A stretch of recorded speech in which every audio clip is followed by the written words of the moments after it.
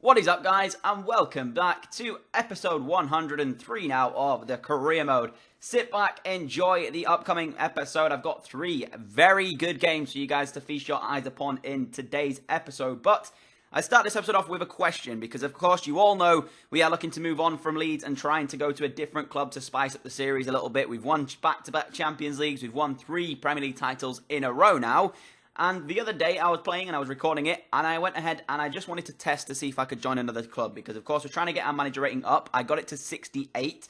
I then requested to join Bayern Munich and they accepted. So I'm thinking that I'm at the stage now where I can actually join possibly another club. So my question to you guys is, I don't want to join any of the likes of Barcelona, Real Madrid, Bayern Munich, all these teams that are already established in the way of like them already having a stupidly good team and me going over there and just making it so simple.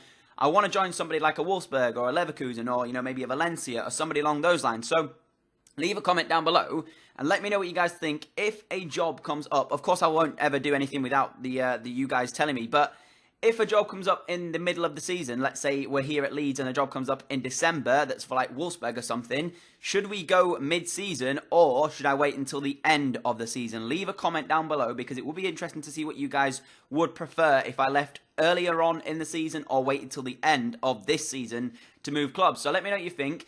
If there is no deal come the end of this season, I am thinking that we'll end the career mode here and we'll move on to a different one that I'll actually start again because I want to try and spice up the series a little bit and just make it as interesting as possible without us having to stay here at Leeds the entire time and win everything there is available to us. So, it is very, interesting to watch this series, but at the same time, our team is extremely good as well. So that's sort of my my thought process going out of this one. But like I said, sit back, enjoy. We have 3 very good games on show for you today. The first of which we travel to the Etihad to take on Manchester City, who in real life yesterday, guys, played an absolute stormer against Spurs. It was a 2-2 draw in the end, but the game was phenomenal to watch from a neutral's perspective.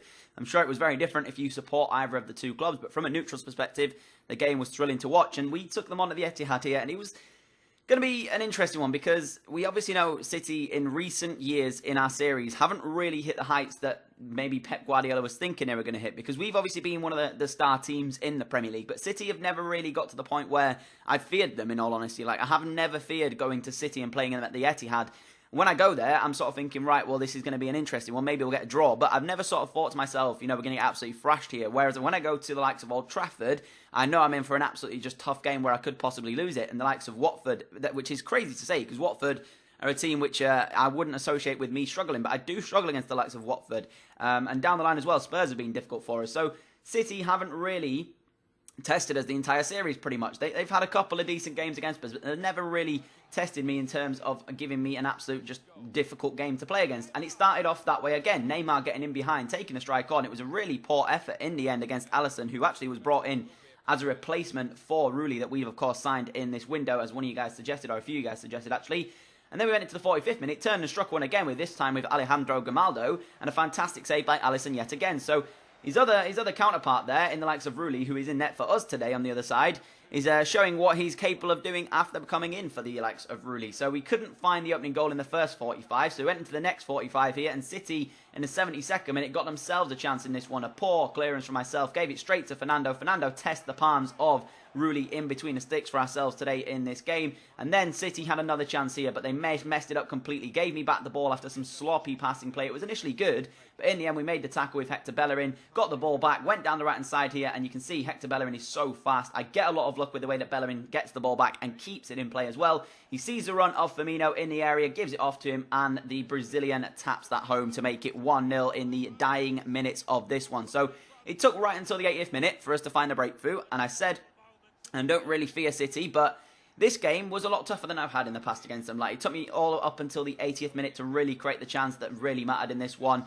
Alisson was equal to pretty much everything I threw at him on the day, but on this occasion was not meant to be.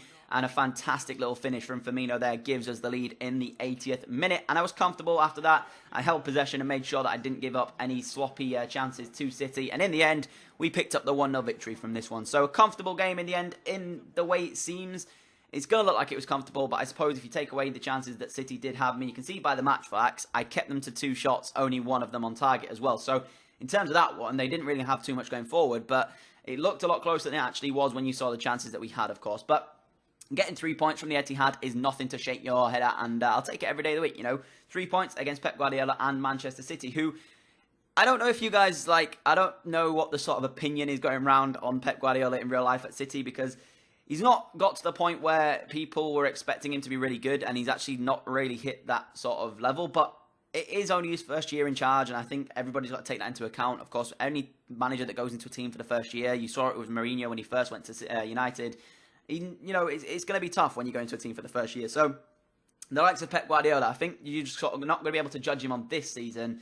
I think we'll have to wait and judge him on next season, because then he'll have a full year in charge. You'll be able to tell what the team is like, what the fans are like, and everything like that. So, in my opinion, I'm not going to judge him yet. I'm not going to judge him in this first season. I'm going to let him have another year just to get to the point where he's comfortable. And then next year is when I'll be judging Pep Guardiola and how he does it at City, because he's won trophies all around the world, and he's an exceptionally good manager. But the question is, has it been the teams that have won him the trophies, or is it his managerial masterclass? Because you've got to look at the Barcelona team. You say, they have Messi, they have all these high-quality players in Iniesta when he was there, and then he went to Bayern Munich where they have Lewandowski and, Robben, all these quality players there as well. And he's come to City in a league where there's 5 or 6 other teams who are not really on point with City, but are not too far behind them either.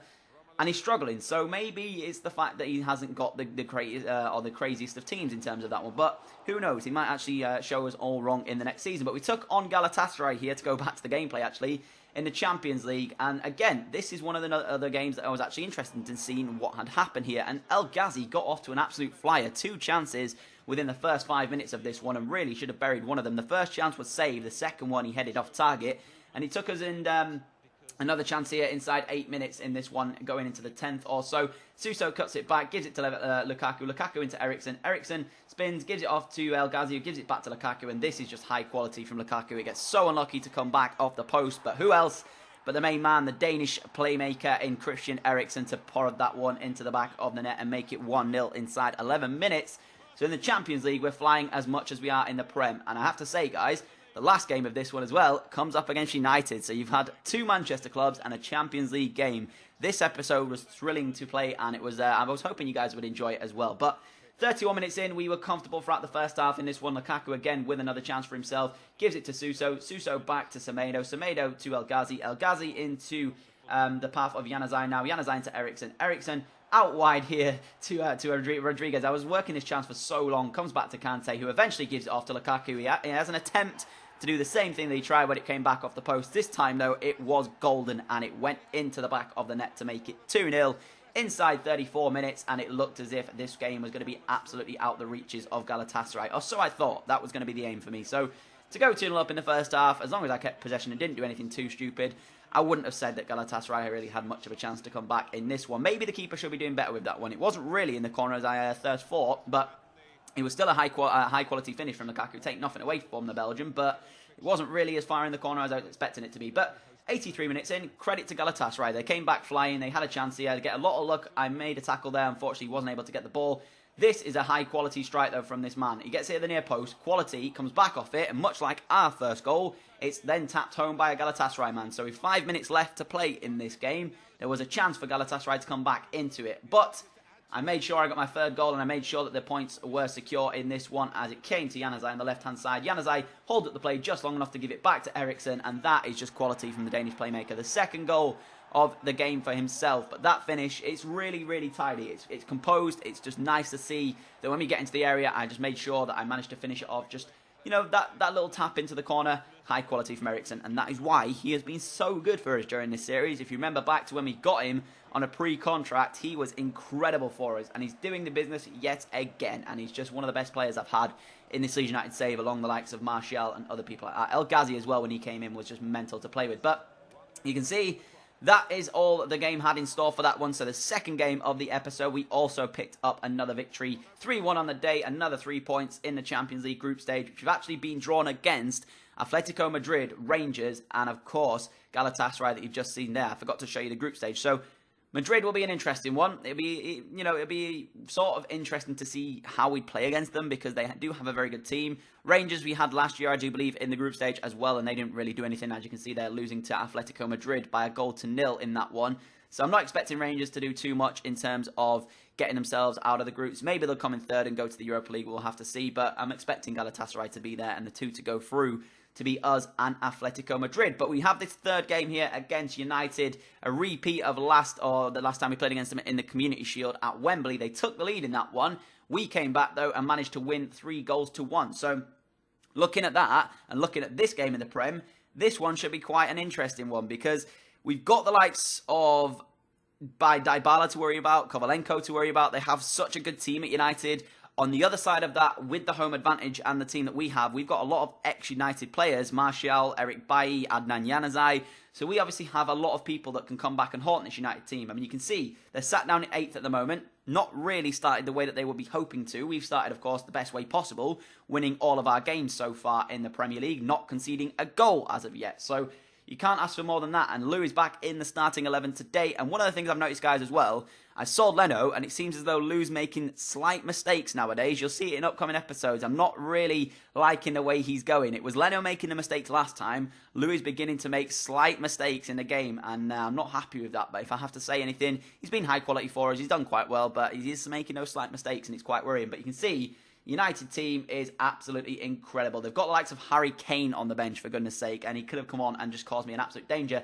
7 minutes into this one, Firmino, nice little ball into Martial. This was absolutely wonderful what Martial did here. Dinked the keeper with a header. Couldn't get back to the rebound, though, in time, and it went into the side net, and I was gutted to see because it was a nice little header over David De Gea, and then I thought he was going to get back to the rebound, but apparently not. But 13 minutes in, here come United now. Luke Shaw with the ball into Paulo Dybala. Made a mistake with Eric Bailly and Dybala. This is just so good from him. He gave it off to Thorgan Hazard, who takes the strike on, and a fantastic save from Lou keeps the score at 0-0. And then Lou was called upon again here. I gave the ball away cheaply into Thorgan Hazard. It went. Thorgan Hazard then into Fabinho. Fabinho into Dybala, back to Sanabria. He takes a strike on, and that one is incredible from Lou to save that shot there. And I was actually lucky to go in, or to try and get into the half at 0-0. But we did have one chance before the halftime whistle came. Martial into Barkley, back to Martial. That was just wonderful play between him and Barkley. De Gea, though, fantastic save. Anything Lou can do, De Gea can match it as well. So the second half then came about 79 minutes in. Emre Can on the ball here, gave it away to Joel Green. I decided to take the strike on with the Englishman, but unfortunately De Gea again was equal to the strike. We then had the corner. We whipped it in with Neymar from the short corner. He then gets it into the area. De Gea punches out. It comes back to Green. Green all the way back to Grimaldo. I gave it off to Neymar. Tried to whip a cross to the near post. No idea what Eric Bailly is doing, stood on top of De Gea there, but he was called offside, and I just had no idea what on earth he was thinking. That was the way the game would end, a 0-0 draw. It could have gone either way, this one. I mean, you can see the chances that we had and see the chances that United had. It was a game where both keepers really did shine in that one. So he picked up 2 victories and a single draw in today's episode of the Career Mode. If you have enjoyed this episode, I would appreciate if you could drop a like rating. If we can hit 25 likes on this episode, that would be absolutely immense. And like I said, guys, leave me a comment, letting me know what you think we should do, if we should join a club midway through the season or wait until the end of the season. Anything you guys want me to do, I am open to it. So hopefully you've enjoyed, and I will catch you all with another video very soon. Adios!